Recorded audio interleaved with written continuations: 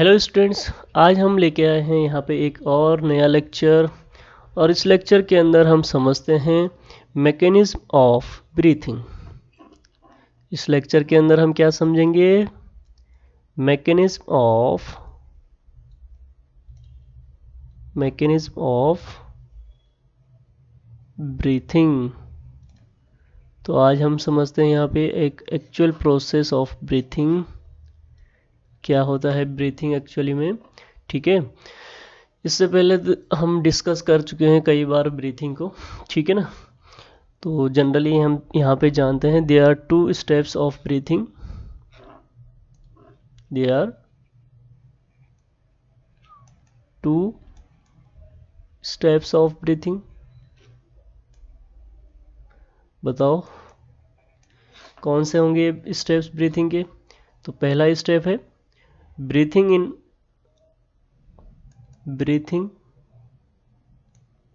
इन जिसे हम कहते हैं इंस्पिरेशन।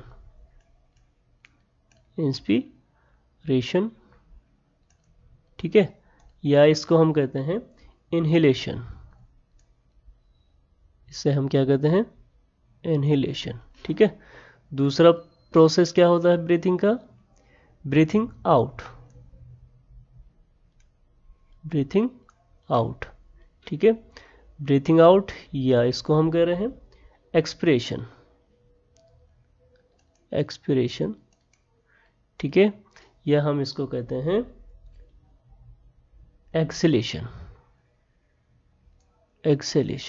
ठीक है, तो ये दो इम्पोर्टेंट प्रोसेस है, दो इम्पोर्टेंट मैकेनिज्म होगी ब्रीथिंग की। ठीक है, तो समझते हैं ब्रीथिंग कैसे होता है। तो स्टूडेंट्स प्रैक्टिकली आप थोड़ा सा समझिए और इस बात को ध्यान दीजिएगा कि एक्चुअल में इनहेलेशन और एक्सहेलेशन होता कैसे है। ठीक है, सिंपल फॉर्म में आप समझ लेंगे इसको भी। ठीक है, देखिए, we reduce air pressure in lungs. हम क्या करते हैं? लंग्स का एयर प्रेशर रिड्यूस करते हैं। ठीक है, कैसे करेंगे? प्रैक्टिकली आप भी इसी टाइम पे करिएगा। एक हम क्या करते हैं, नॉर्मल ब्रीथ करते हैं। कैसा ब्रीथ करते हैं? नॉर्मल ब्रीथ, जिसको हम बोलते हैं टाइडल वॉल्यूम। क्या कहते हैं? टाइडल वॉल्यूम, नॉर्मल ब्रीथ, जैसे कि अभी मैं और आप कर रहे हैं। ठीक है, नॉर्मली ब्रीथ हो रही है और हमें पता भी नहीं चल रहा है कि कब इनहेलेशन हो रहा है और कब एक्सहेलेशन हो रहा है। क्लियर? इस बात को हम समझ रहे हैं। सेकेंड पॉइंट पे आता हूँ मैं यहाँ से। अब सेकेंड पॉइंट पे आता हूँ। सेकेंड पॉइंट ये है कि आप जो है इनहेलेशन और एक्सहेलेशन को देखने के लिए क्या कीजिएगा, थोड़ा सा यहाँ पे समझिएगा, प्रैक्टिकली समझिएगा। आप क्या करो, थोड़ा सा प्रेशर बढ़ाओ। ठीक है, क्या बढ़ाओ? प्रेशर बढ़ाओ। किसका? अपने लंग्स का। ठीक है, थोड़ा सा मीन्स लंबी सांस आगे की ओर। ठीक है, तो इससे क्या होगा, जैसे हम थोड़ा एक लंबी सांस लेते हैं, जैसे रामदेव बाबा करता है ना, उसी टाइप से। तो हम क्या करेंगे, एक लंबी सांस लेंगे। ठीक है, अब जैसे हम एक लंबी एयर ले रहे हैं, ठीक है, तो आप देखेंगे कि जो हमारी क्या है, मसल्स हैं, रिब्स मसल्स, वो क्या कर जाती हैं, कॉन्ट्रैक्ट कर जाती हैं। इनमें क्या स्टार्ट हो जाता है? कॉन्ट्रैक्शन स्टार्ट हो जाता है।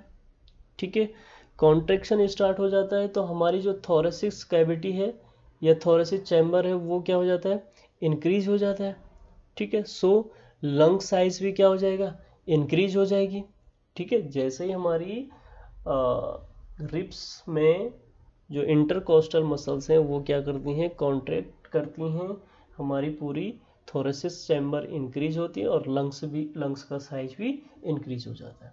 और आप देखते हैं अगर हम नॉर्मल साइज में, ठीक है, जब हम क्या करते हैं एक नॉर्मल साइज में, सपोज मैं एक लंग्स को ले रहा हूँ, ये हमारे पास एक सिंपल लंग्स है। ठीक है, ठीक है, यहाँ पे एक फिगर मैंने बनाया है। ठीक है, इस फिगर में आप देखेंगे वैसे हमारे 2 लंग्स होते हैं। ठीक है, बट मैं यहाँ पे एक लंग्स को ही लेके यहाँ पे आपको दिखा रहा हूँ। ठीक है, आप समझिएगा, एक सिंपल लंग्स है और ये अभी किस मोड में है, रिलैक्स मोड में है, दैट मीन्स रिलैक्स फेज में है। तो इस टाइम पे क्या दिख रहा है आपको, ये जो मसल्स होती हैं हमारी, क्या कौन सी मसल्स होती हैं जो कि सेपरेट करती हैं हमारी लंग्स और एब्डोमेन कैविटी को, दिस इज कॉल्ड डायफ्राम। तो आपको डायफ्राम मसल्स यहाँ पे कैसे लग रही है, डोम शेप्ड की लग रही हैं, दिख रही है या नहीं दिख रही। इस कंडीशन में आपको कैसे दिख रही है डायफ्राम की मसल्स, डोम शेप्ड, क्लियर। और इधर हमारे क्या होते हैं आगे, ये जो रिब्स लगे होते हैं। ठीक है, इसी टाइप से यहाँ से क्या लगे होंगे, रिब बोन्स लगे होते हैं। ये रिब्स बोन्स में क्या होती हैं, इनके बीच में बिटवीन रिब्स आप जानते हैं क्या होते हैं, कुछ स्पेशल टाइप के मसल्स होते हैं। ठीक है, ये मसल्स क्या है, इंटरकोस्टल मसल्स। अब आप यहाँ पे ध्यान दीजिएगा, जैसे ही हम क्या करते हैं, एक्स्ट्रा इनहेलेशन करते हैं। ठीक है, जैसे हम क्या करते हैं, एक्स्ट्रा इनहेलेशन या एक्स्ट्रा इंस्पिरेशन, ठीक है ना, तो कंडीशन क्या होगी, डायफ्राम भी कॉन्ट्रैक्ट करेगा, मसल्स में भी कॉन्ट्रैक्शन होगा। तो डायफ्राम तो हो जाएगी फ्लैट, डायफ्राम कैसे हो जाएगी, फ्लैट हो जाएगी, और लंग्स का साइज भी इंक्रीज हो जाएगा एंड थोरेसिस चैम्बर भी इंक्रीज हो जाएगा। तो देखते हैं नेक्स्ट स्टेप में क्या होता है।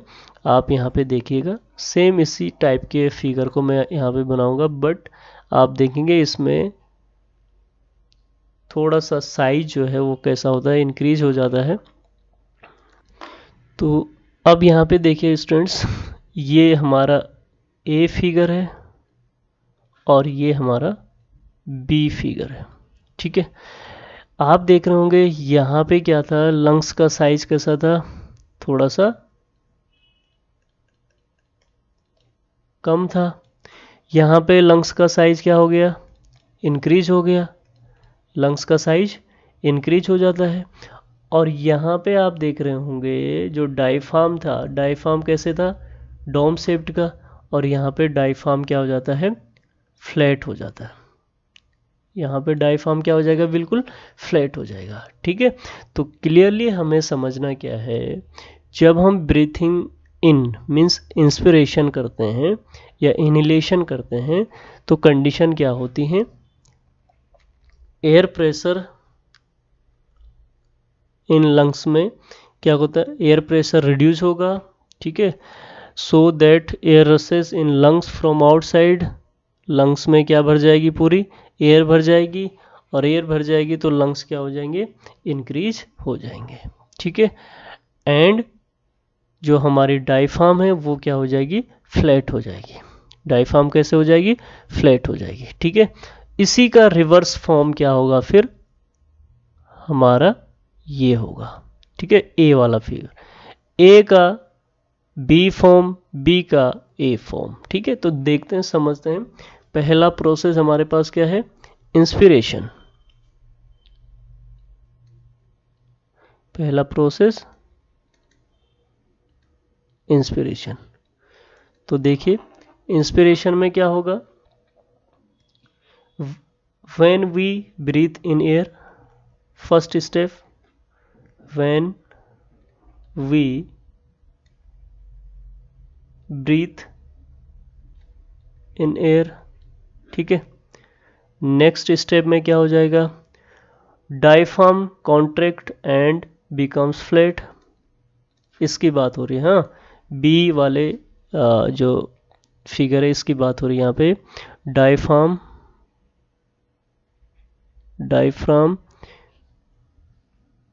Contract and become flat, diaphragm क्या कर जाता है, कॉन्ट्रैक्शन हो जाता है यहाँ पे, contracts and becomes flat. Diaphragm कैसे दिख रहा है आपको, फ्लैट दिख रहा है। अगेन क्या होगा, रिप्स कॉन्ट्रैक्ट, रिप में भी क्या होता है, हाँ रिप्स में इंटरकोस्टल ना, रिप्स इंटरकोस्टल मसल्स, रिप की जो क्या होती हैं, इंटरकोस्टल मसल्स होती हैं, रिप इंटरकोस्टल मसल्स कॉन्ट्रैक्ट्स, ये भी क्या करते हैं, कॉन्ट्रैक्ट्स करते हैं, and moves upward and outward, और कैसे मूव हो जाते हैं, मूव्स अपवर्ड एंड आउटवर्ड, किस तरफ मूव हो जाते हैं, अपवर्ड एंड आउटवर्ड। ठीक है, अब जैसे ही क्या होंगे, लंग्स में रिप्स के थ्रू कॉन्ट्रैक्शन होता है और अपवर्ड डायरेक्शन में मूवमेंट होता है रिप्स का, increase the volume of thoracic cavity, तो थोरेसिस कैविटी की वॉल्यूम क्या हो जाती है, increase the volume of thoracic cavity, तो जो थोरेसिस कैविटी होती है जहाँ पे लंग्स होते हैं, तो वो क्या हो जाती है, इंक्रीज हो जाएगी, and then the air pressure in lungs decrease. ठीक है, the air pressure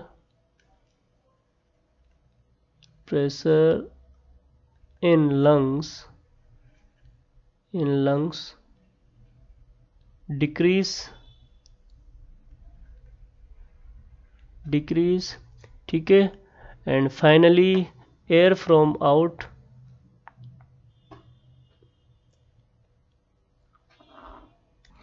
the air pressure in lungs decrease.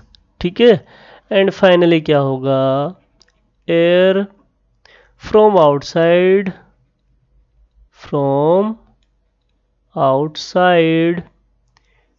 rushes into the lungs,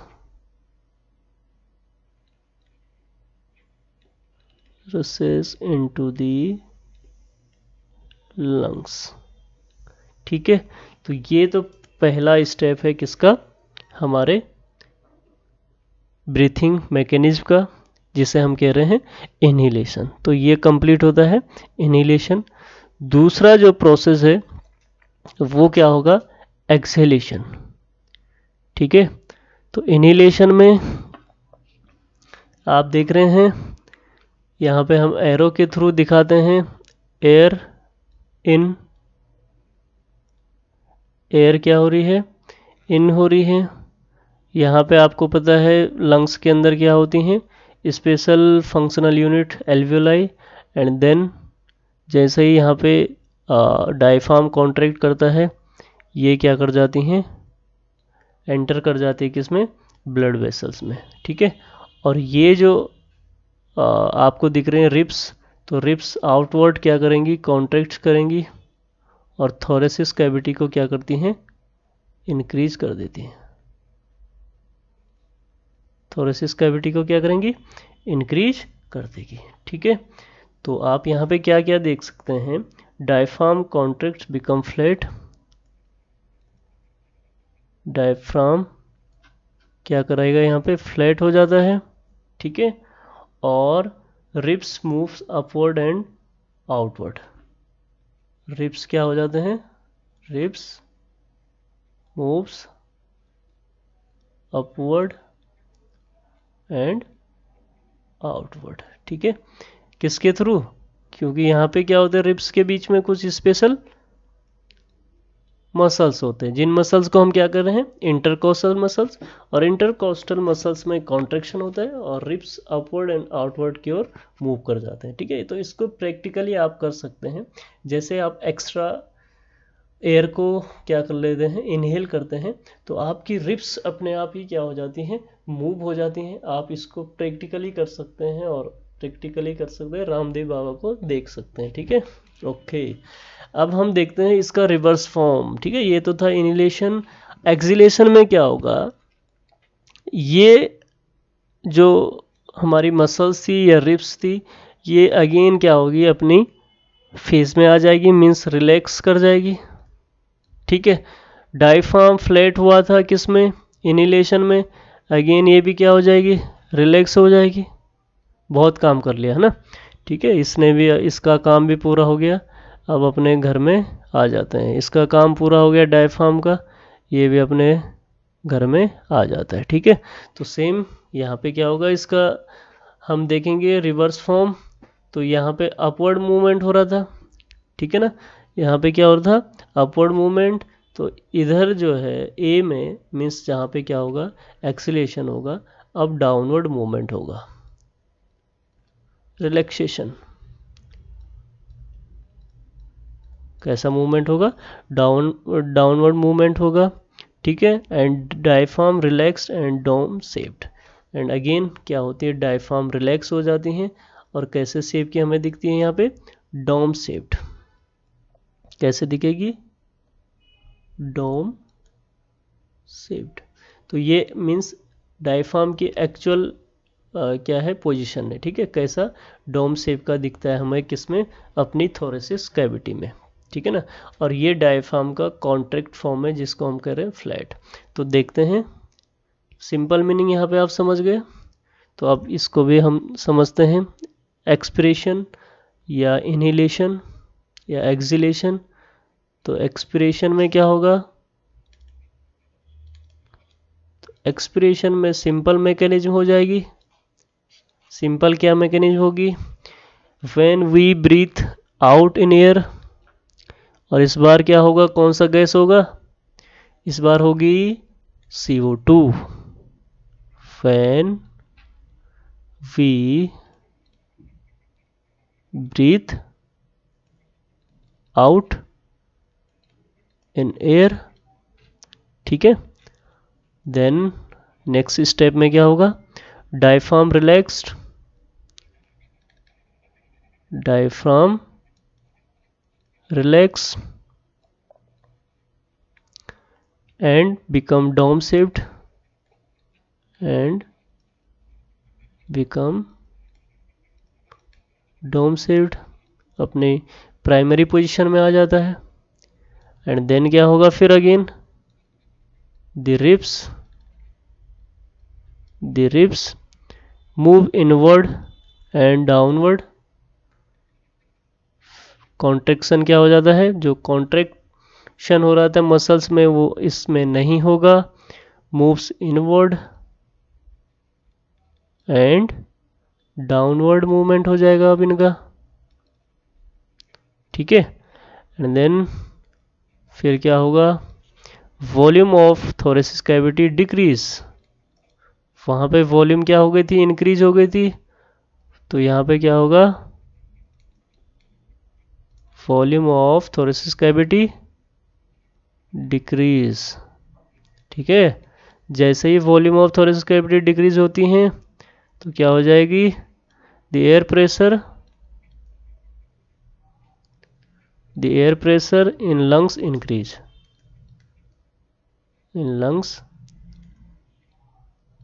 increase, तो इस बार लंग्स की एयर प्रेशर इंक्रीज हो जाएगी।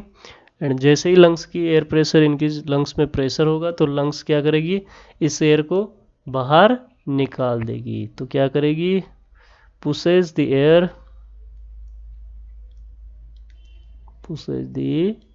air from the lungs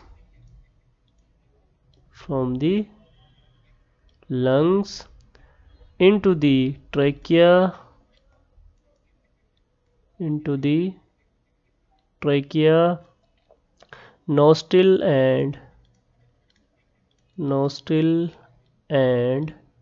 nostril and out of the body into air, out of the body into air. ठीक है ना, तो इस टाइप से ये सेकंड मैकेनिज्म है हमारी किसकी, एक्सपीरेशन, या इसको हम कहते हैं एक्सीलेशन। ठीक है ना, तो ये दो इम्पोर्टेंट मैकेनिज्म थे किसके ऊपर, हमारे ब्रीथ इन मैकेनिज्म के ऊपर। ठीक है, तो ये एग्ज़ाम्स के अंदर काफ़ी पूछा जाता है, तो फिगर भी आप समझ गए होंगे। ठीक है, अब हम बात करते हैं रेट ऑफ ब्रीथिंग की। अब हम किसकी बात करते हैं? Rate of breathing. समझते हैं इसको, क्या है rate of breathing? Rate of breathing को हम कहते हैं pulmonary volume. Pulmonary volumes and हम इसको कहते हैं विटल कैपेसिटी। हमारे लंग्स की कितनी कैपेसिटी होती है कि ये क्या करती हैं, एयर को इनहेल और एक्सहेल करती हैं। ठीक है, कितना वॉल्यूम हमारे लंग्स का होता है। पल्मोनरी टर्म यूज़ किया जाता है किसके लिए? लंग्स के लिए। इस चीज़ को भी आप याद रखना, लंग्स के लिए साइंटिफिकली हम क्या टर्म यूज़ करते हैं? पल्मोनरी। जैसे हम हार्ट के लिए क्या टर्म यूज़ करते हैं? कार्डियक टर्म यूज़ करते हैं। ठीक है, इनर ऑर्गन के लिए हम क्या टर्म यूज़ करते हैं? Visceral organ. ठीक है, हम इंटेस्टाइन के लिए क्या टर्म यूज़ करते हैं? इंटरोकाइनेस। ठीक है, तो इस टाइप से बहुत सारे टर्म्स यूज़ किए जाते हैं। तो ऐसे ही पल्मोनरी टर्म यूज़ किया जा रहा है किसके लिए? लंग्स के लिए। ठीक है, तो जनरली आप जानते हैं कि जब हम ब्रीथ करते हैं तो number of time we breathe, तो हम क्या करते हैं 12 to 16 टाइम पर मिनट। ठीक है, ब्रीथ करते हैं। ठीक है ना, अगर हम बात करते हैं रेट ऑफ ब्रीथिंग की, तो number of time we breathe, number of time we breathe. ठीक है, तो क्या है नंबर ऑफ टाइम? 12 to 16। ठीक है, कहीं पे 15 to 18 है, कहीं पे पर मिनट है ना, पर मिनट। ठीक है, अब क्या है, जनरली क्या होती है, हमारे लंग्स की एक टाइडल वॉल्यूम होती है। ठीक है, हमारे लंग्स क्या क्या होती है? एक टाइडल वॉल्यूम होती है। ठीक है, इस टाइडल वॉल्यूम को कहते हैं वॉल्यूम ऑफ नॉर्मली, और इसको हम कहते हैं volume of an normally inspired और एक्सपायर्ड। इंस्पायर्ड और एक्सपायर्ड। नॉर्मली जो हम क्या करते हैं, एयर और से ऑक्सीजन और कार्बन डाइऑक्साइड का जो क्या होता है, इंस्पायर्ड और एक्सपायर्ड प्रोसेस होती हैं, तो वो टोटल कितनी होती है हमारे लंग्स में। ठीक है, तो इसको जानने के लिए हम क्या करते हैं, तो टोटल जो हमारी कैपेसिटी होती है विद टाइडल वॉल्यूम होता है, वो होता है 500 ml। ठीक है, मीन्स आधा लीटर। ठीक है, तो 500 ml एयर्स को हम क्या करते हैं, इंस्पायर इनहेल और एक्सहेल करते हैं। ठीक है, तो इस 500 ml को हम इंटू कर देंगे 12 से। 512 तो क्या हो जाता है 6000 ml। मीन्स हम क्या कर रहे हैं, 500 इंटू 12 मीन्स 6000 ml पर मिनट में क्या कर रहे हैं, एयर का यूज़ कर रहे हैं। ठीक है, ये तो हमने 12 से किया, फिर हम 500 को किससे कर लेते हैं, 16 से। ये एडल्ट ह्यूमन की बात चल रही है। ठीक है, एडल्ट ह्यूमन में ब्रीथिंग रेट जो होती हैं, या जो ब्रीथिंग रेट है वो कितनी है, 12 to 16 पर मिनट। तो 500 इंटू 16 कर दिया हमने, तो इसका क्या हो जाएगा 18,000 ml एयर का हम क्या करते हैं पर मिनट में यूज़ करते हैं। ठीक है, तो 6000 ml मीन्स 6 लीटर और 8000 ml मीन्स 8 लीटर। तो इसको हम लीटर में भी लिख सकते हैं। ठीक है, अब समझते हैं हम इसमें कुछ मैकेनिज्म होती है। टोटल जो हमारी क्या होती हैं, लंग्स कैपेसिटी होती है। ठीक है ना, टोटल लंग्स कैपेसिटी कितना हम एयर को इनहेल और एक्सहेल करते हैं। ठीक है, ये कितना है हमारा टोटल, सपोज 6000 है। ठीक है, तो इस 6000 का यूज़ कैसे होता है इसको हम समझते हैं अपने लंग्स के बेस पे। तो जानते हैं कैसे कैसे इसमें हमारे लंग्स के अंदर प्रोसेस होता है एयर का। बहुत ही इम्पोर्टेंट है आपको ये सीखना, ठीक है, क्योंकि आगे जो क्लासेस होंगी उसमें यूज़ होगा। आपके पास पूछे जाते हैं इस टाइप के क्वेश्चन, ठीक है। What is vital process, what is tidal volume, what is inspiratory reserve volume, ठीक है, बहुत सारे टर्म्स यूज़ होते हैं। तो आप देखेंगे कि हमारे सबसे पहले मैं आपको बना रहा हूँ हमारे लंग्स की ओरिजिनल पोजीशन। तो यहाँ पे भी मैं एक लंग्स ही यूज़ कर रहा हूँ। ये हमारे लंग्स की ओरिजिनल पोजीशन है, ठीक है। और इस ओरिजिनल पोजीशन के अंदर हमारी लंग्स क्या करती हैं, ओनली 500 ml किसकी एयर को 500 ml एयर का यूज़ करते हैं। ये क्या है, नॉर्मल पोजीशन ऑफ लंग्स, ठीक है। तो इसमें क्या हो रहा है, एक नॉर्मल एक्सप्रेशन और इंस्पिरेशन हो रहा है, ठीक है, जो जिसे हम क्या कर रहे हैं, टाइडल वॉल्यूम कहते हैं। क्या कहते हैं, टाइडल वॉल्यूम, जो हम ब्रीथिंग कर रहे हैं, ठीक है, नॉर्मली इस टाइम पे, जैसे मैं अभी आपको पढ़ा रहा हूँ या आप बैठे हैं देख रहे हैं, तो आप नॉर्मली क्या कर रहे हैं, ब्रीथिंग कर रहे हैं। तो इस नॉर्मल ब्रीथिंग को हम कहते हैं टाइडल वॉल्यूम। और इस टाइडल वॉल्यूम के अंदर हम पर मिनट में क्या करते हैं, 500 ml सॉरी 6000 ml क्या करते हैं, उसका 600 ml एयर का यूज़ कर रहे हैं, ठीक है। अब इसमें देखते हैं, ये तो हो गया नॉर्मल पोजीशन। यहाँ पे क्या हो रहा होगा, जो हमारी टाइडल वॉल्यूम है वो क्या है, हम लेके चलते हैं 500, ठीक है। तो यहाँ पे हमारी जो टाइडल वॉल्यूम है वो है 500, इसको हम नॉर्मल, ठीक है, tidal volume 500।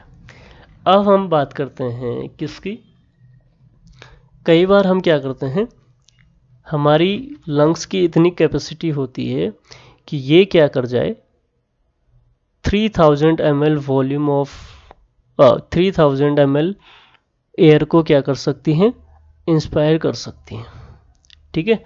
Means 3000 ml air को और ले सकती हैं, ठीक है। तो ये जो सपोज यहाँ पे नॉर्मल था, अब हमने क्या किया, थोड़ा सा अपने लंग्स को और कॉन्ट्रैक्ट किया, ठीक है। और कॉन्ट्रैक्ट करने के बाद हमने क्या किया, 300 ml 3000 ml क्या किया, एयर ले लिया, ठीक है। इसको हम कहते हैं inspiratory reserve volume, inspiratory reserve volume, inspiratory reserve volume, ठीक है। तो कितना ले सकते हैं हम, 3000 ml। जब हम थोड़ा एक्स्ट्रा क्या करेंगे, एक्स्ट्रा इनहेलेशन, एक्स्ट्रा इनहेलेशन। अब हम क्या करते हैं, एक्स्ट्रा एक्सिलेशन भी करते हैं। तो एक्स्ट्रा, ये तो ग्राफ ऊपर जा रहा है, जब हम क्या कर रहे हैं, एक्स्ट्रा इनहेलेशन कर रहे हैं। और एक्स्ट्रा हम क्या करेंगे, इनहेलेशन करेंगे, तो हम क्या करेंगे, ठीक है, बाहर छोड़ेंगे ना। ये तो हमने लिया ऑक्सीजन को इन, लेकिन बाहर छोड़ने के लिए भी हमें क्या करना पड़ेगा, एक्स्ट्रा प्रेशर लगाना पड़ेगा। तो एक्स्ट्रा प्रेशर में हम छोड़ पाते हैं, एक्स्ट्रा प्रेशर के अंदर हमें छोड़ना पड़ता है कितना, केवल हमारे लंग्स छोड़ती है 1000 ml एयर को। कितने ml एयर को, 1000 ml एयर को। इसको हम कहते हैं expiratory reserve volume, reserve volume, ठीक है। कितना, 1000, ठीक है। तो क्या क्या हो गया हमारे पास, 3000 ml हो गई इंस्पिरेटरी वॉल्यूम, ठीक है। टाइडल वॉल्यूम जो नॉर्मल चलती है हमारी वो कितनी हो गई 500, ठीक है। और फिर जो हमारी एक्सपिरेटरी वॉल्यूम है जिसको हम छोड़ सकते हैं, तो हम छोड़ सकते हैं 1000 ml के एयर को। एंड देन अब यहाँ पे एक और ग्राफ बनता है हमारे लंग्स में, एक और वॉल्यूम होती है हमारे लंग्स की, और ये वॉल्यूम है हमारे लंग्स में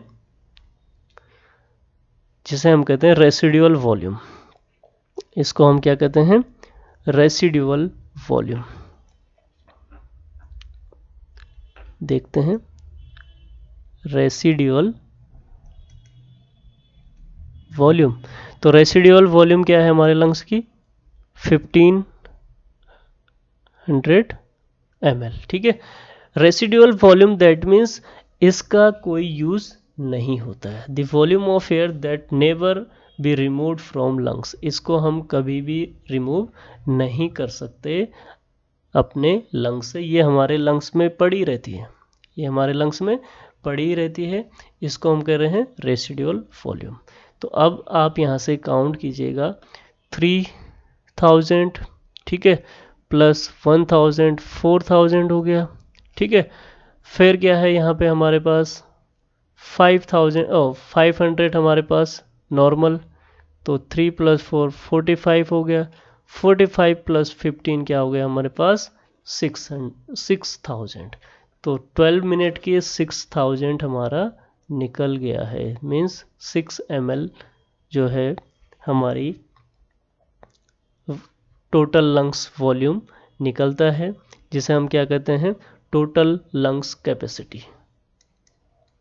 टोटल लंग्स कैपेसिटी, तो हमारी टोटल लंग्स जो कैपेसिटी है वो कितनी है 6000 ml टू 8000 ml।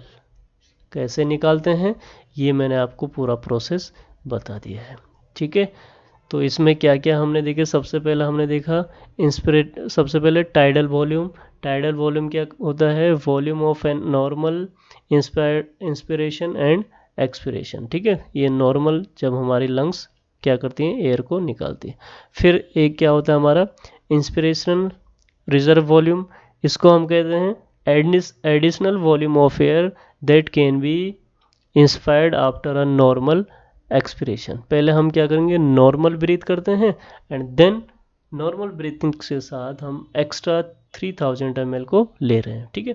फिर expiratory reserve volume, additional volume of air that can be expired after a normal inspiration. 500 volume के बाद जो हम एक्स्ट्रा क्या कर रहे हैं 1000 ml एयर को क्या कर रहे हैं एक्सपायर कर रहे हैं, इसको हम कह रहे हैं एक्सपिरेटरी रिजर्व वॉल्यूम, ठीक है।